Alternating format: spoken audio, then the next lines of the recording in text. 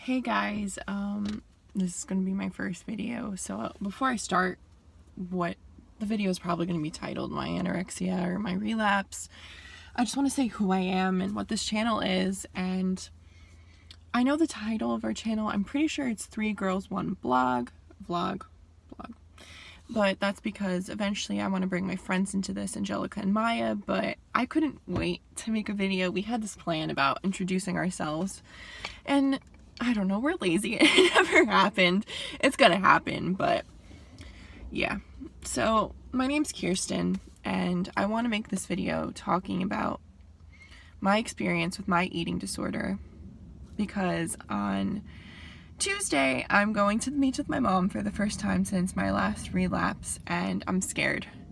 I'm really, really scared because I'm going to be wearing a bathing suit, and I'm trying this whole practice what I preach thing, because on social media for the last 2 years I've been talking about self-love and recovery and this and that and how much I love myself, when in reality that was all BS. I would edit some of my photos when I'm sitting there talking about loving myself. I would edit out my stretch marks or my cellulite, and that's just so ridiculous. I feel like such a fraud, and I'm tired of feeling that way, and I want to be honest. I want to really be who I say I am and love who I am, and I can't do that if I keep lying.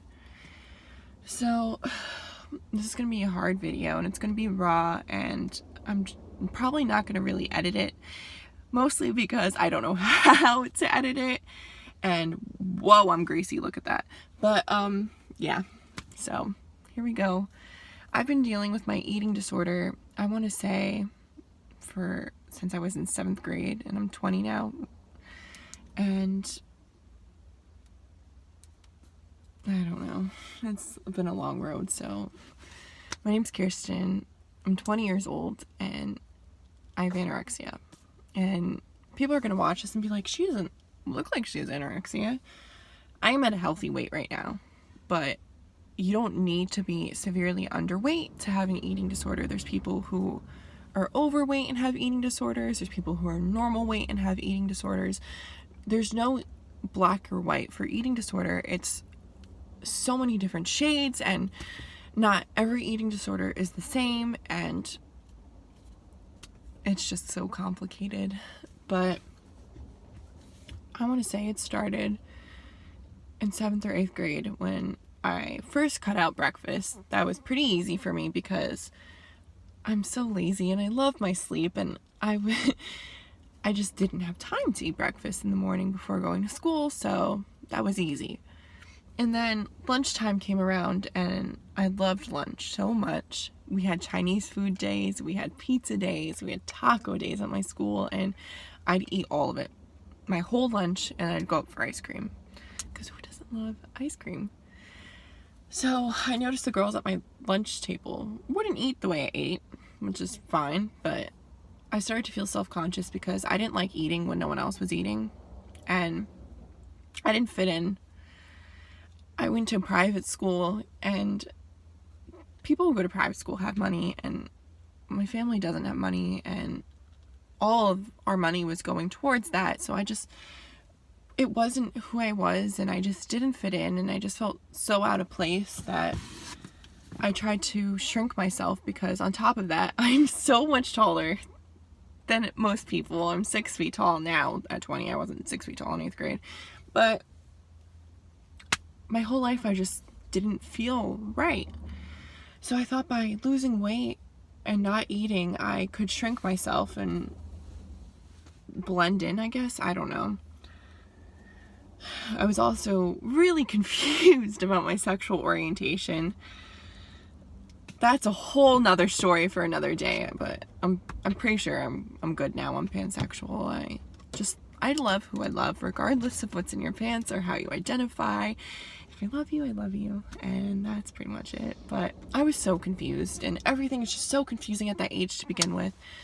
So I'd cut out lunch, and I remember the school people noticed. They told my mom, and I was just so hurt that they would suggest I had an eating problem, and I don't know, I somehow skated by until freshman year of high school, and I got my first real boyfriend, and we'd fight a lot.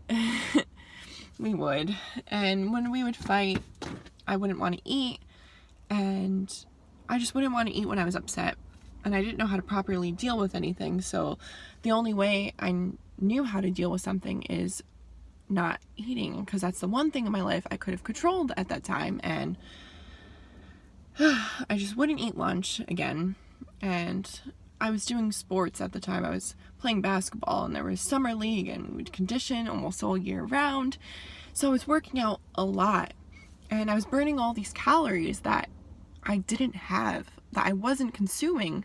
So I dropped weight pretty quickly. I lost a great deal of weight, and I felt great. I loved being thin, and I didn't think I really had a problem until well, I knew I had a problem, but recently I went back and looked at some of my old tweets, and I would tweet these terrible things about, like, love being underweight, and someone asked me if I ate because I was so skinny, and I was so excited that they'd asked me that, which is terrible, but apparently it was a lot worse than I realized, and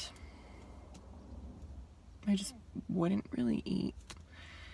I looked at food as this bad guy, when in reality it's something that you need to survive. It fuels your body, and there's nothing wrong with enjoying food. Food is yummy, and we need it, and I don't know.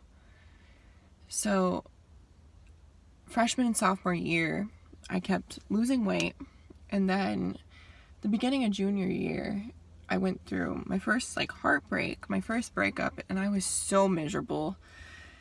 I didn't know how to cope with anything. I just didn't eat for a few days, and when I did eat, it would be like 10 goldfish. I would only eat in increments of 5, and I'd lost more and more weight that I didn't have to lose. And it was Thanksgiving, and TMI, it's gonna get pretty gross, so I'd leave if you're squeamish and you don't want to talk about periods or anything.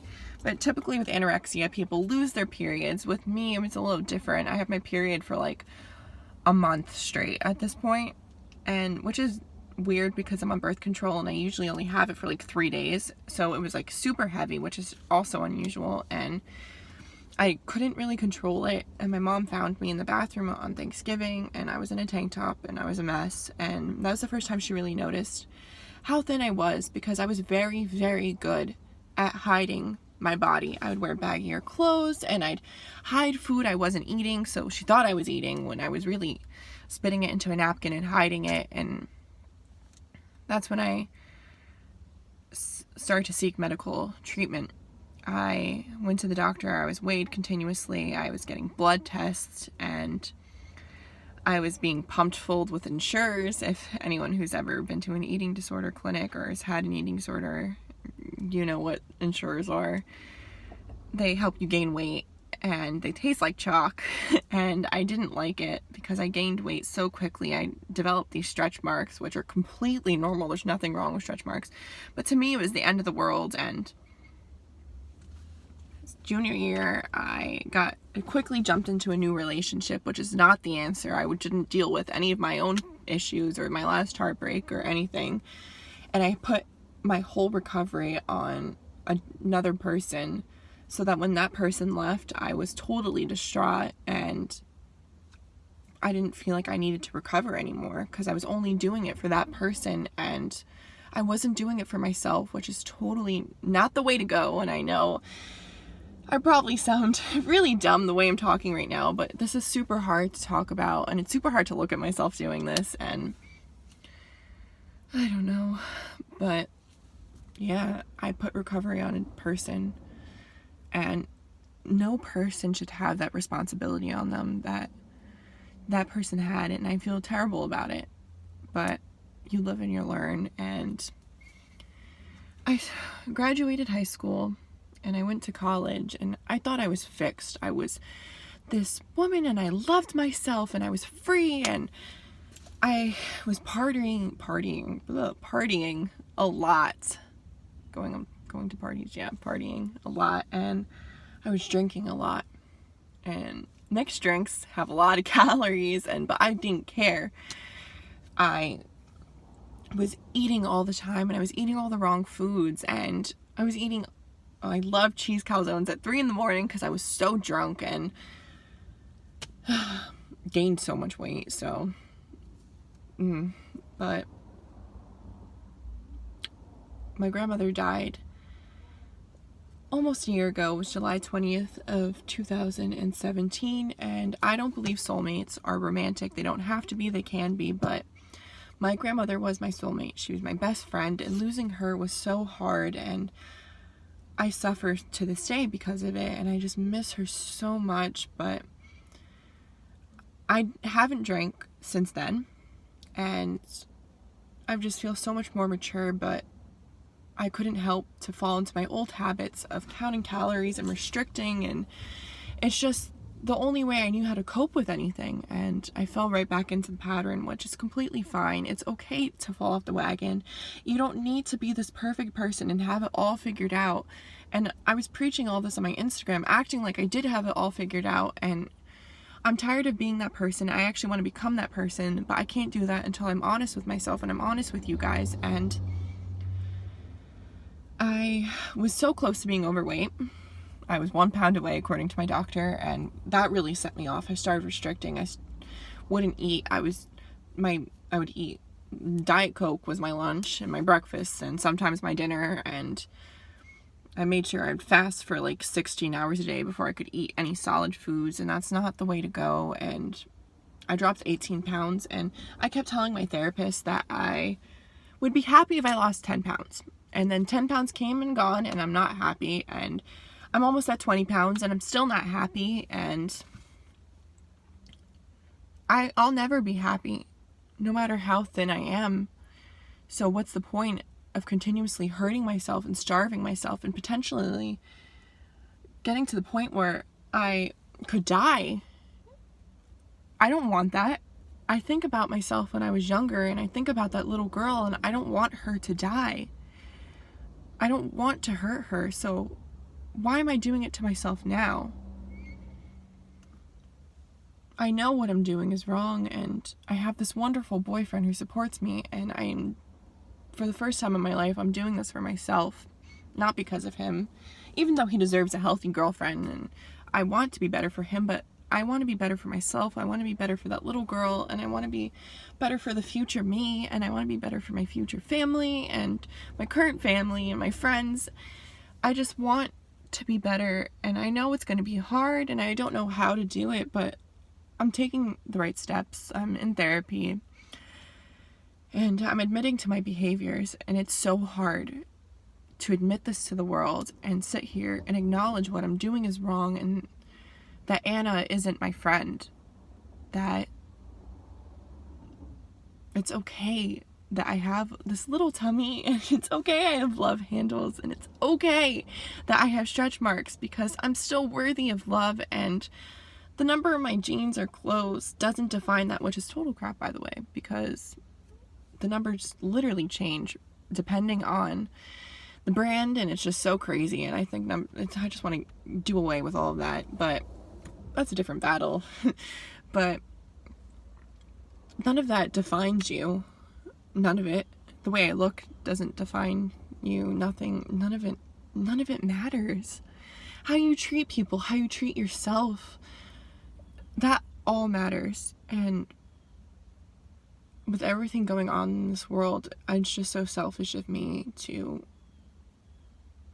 continuously try to play victim of myself and fall into this and throw away food, and it's just, there's so much more to worry about than what my jeans look like on me, or what size I am, or trying to fit into 3 sizes, or this and that, or the scale.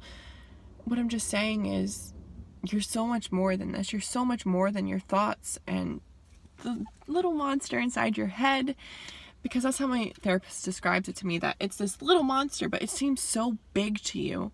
And eventually you have to work on getting it smaller and smaller and smaller so that you can ignore it, because it's always going to be there. With someone who has an eating disorder, it's always going to be there. Those thoughts are always going to be there, but you get to choose how you handle them. You can choose if you act on them. And I want to get to that point where I can choose not to play into it and I don't know when it's going to happen, and that's fine. It's okay to not be okay sometimes, and you don't need to pretend that you are, and it's more than okay. I don't know where this is going. I don't know where I'm going. I just know it's going to get better, and I truly believe that, and I want you guys to believe that, and it's going to get better for you guys. So yeah, Tuesday I'm going to go to the beach, and I'm going to wear a bathing suit, and I'm going to not, my goal is I'm going to try not to be mean to myself. And this weekend, it's Memorial Day weekend, and I'm going to allow myself to eat and not punish myself for it. If I want to eat something that's yummy, I'm going to eat something that's yummy. And that's fine. It's okay. And yeah, I'm tired of lying about who I am, so this is who I am. I'm Kirsten, I'm 20, and I have anorexia, but I'm going to be okay, and so are you. So thank you for listening. See you guys Tuesday.